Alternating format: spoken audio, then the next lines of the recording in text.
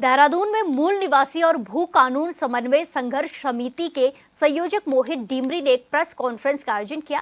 Press conference में उन्होंने Bharatiya Janata party पर आरोप लगाते हुए कहा कि शायद बीजेपी सरकार की याददाश्त कमजोर हो गई है। हम उन्हें याद दिलाना चाहते हैं कि 2022 के चुनाव में जो दृष्टि पत्र उन्होंने जारी किया था, उसमें अभी भी कहीं योजनाएं धरातल पर नहीं उतर पाई है।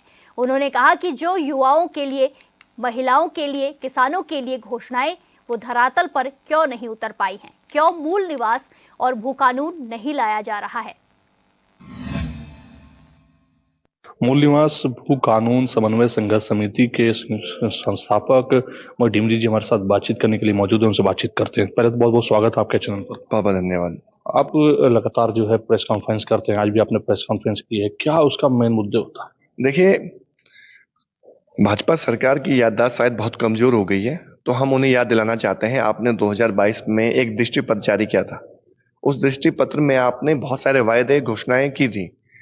उन घोषणाओं का क्या हुआ जो आपने जनता से किए थे? उन घोषणाओं में अधिकतर तो आज भी धरातल पे कोई भी घोषणा नहीं उतरी है। 90% से अधिक घोषणाएं जो आपने की थी वो अभी भी पूरी नहीं हो पाई है। तो हम यही सरकार को याद दिलाने के लिए आज प्रेस कॉन्फ्रेंस कर रहे हैं कि आप जो आपने युवाओं के लिए घोषणाएं की, जो आपने किसानों के लिए, यहाँ की महिलाओं के लिए, यहाँ के पूर्व सैनिकों के लिए, यहाँ के जनमानस के लिए जो आपने दृष्टि पत्र में घोषणाएं की है, आप उनको पूरा कीजिए।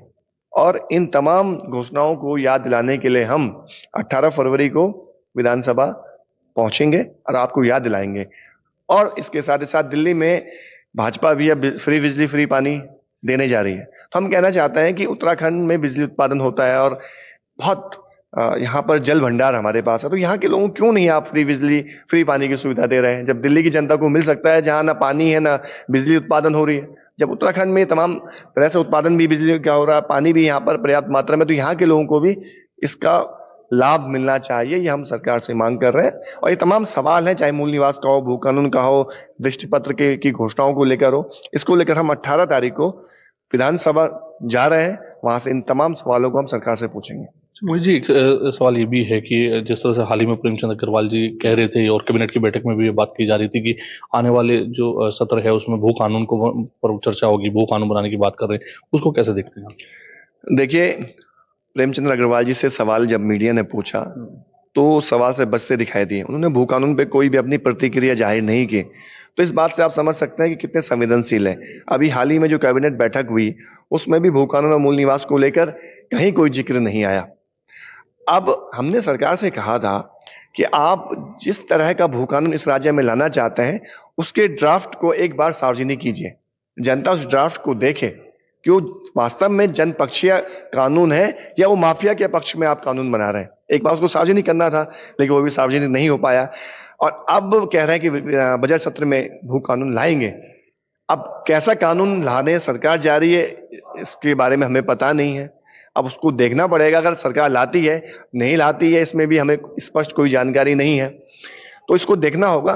क्योंकि हम जिस तरह के कानून की मांग कर रहे हैं, जो जनता की भावनाओं के अनुरूप है, जो ड्राफ्ट हम लोगों ने तैयार किया है, अगर उसके अनुरूप कानून नहीं होगा तो इसका तो हम विरोध करेंगे। और साथ ही साथ ये भी कहेंगे कि सरकार भू कानून के साथ साथ मूल निवास को लेकर भी गंभीरता दिखाए, मूल निवास की भी बात करे। इस पे सरकार बिल्कुल भी चर्चा नहीं कर रही है, ये अपने आप में सवाल खड़े कर रही है।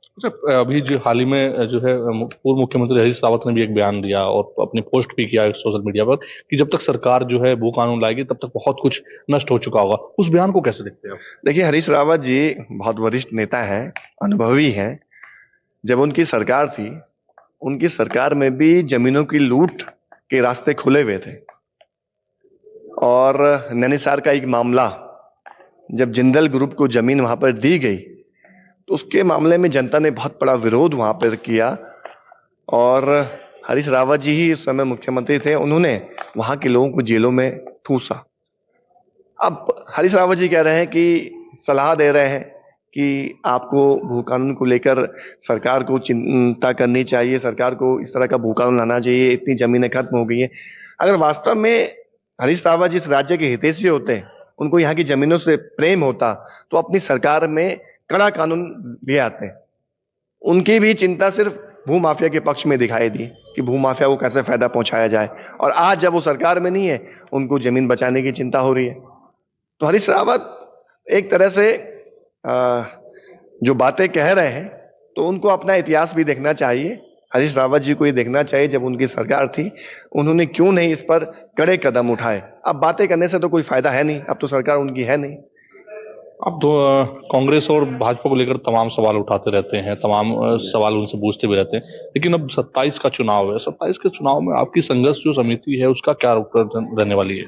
देखिए, हम जनता के भी जा रहे हैं, राय शुमारी कर रहे हैं। अभी हम ऋषिकेश में गए, हमने वहां पर जनता से पूछा कि क्या इस राज्य में अब तीसरे विकल्प की आवश्यकता है या पॉलिटिकल फ्रंट तैयार करने की आवश्यकता है। तो लोगों ने कहा बिल्कुल आप कीजिए, इसको तैयार कीजिए। वहां से हमें जनता का पूर्ण समर्थन मिला। आप पूरे प्रदेश भर में जा रहे हैं और एक अलग राजनीतिक व्यवस्था को की जो हम बात कर रहे हैं, या इस राज्य की जो राजनीतिक हालात हैं उसको बदलने को लेकर पूरे प्रदेश भर में शंखनाद कार्यक्रम आयोजित किए जाएंगे और लोगों के बीच राय शुमारी की जाएगी और जन समर्थन के आधार पर ही जनता की जो भी राय होगी उसके आधार पर ही हम आगे पॉलिटिकल फ्रंट इस राज्य में तैयार करेंगे। और 2027 के चुनाव में जनता के बीच से ही जिसे जनता चाहेगी, जो भी योग्य उम्मीदवार होगा उसका हम चयन करेंगे और विधानसभा चुनाव लड़ेंगे, ये तय है।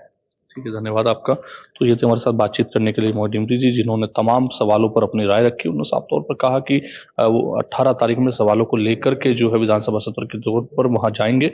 देखते हैं कि आखिरकार 18 तारीख में किस तरह के सवाल ये लेकर वहां पहुंचते हैं और किस तरह जवाब इनको मिल पाता है। कैमरा पर्सन में सहयोग के साथ मैं योगेश आर्य, HNN न्यूज, देहरादून।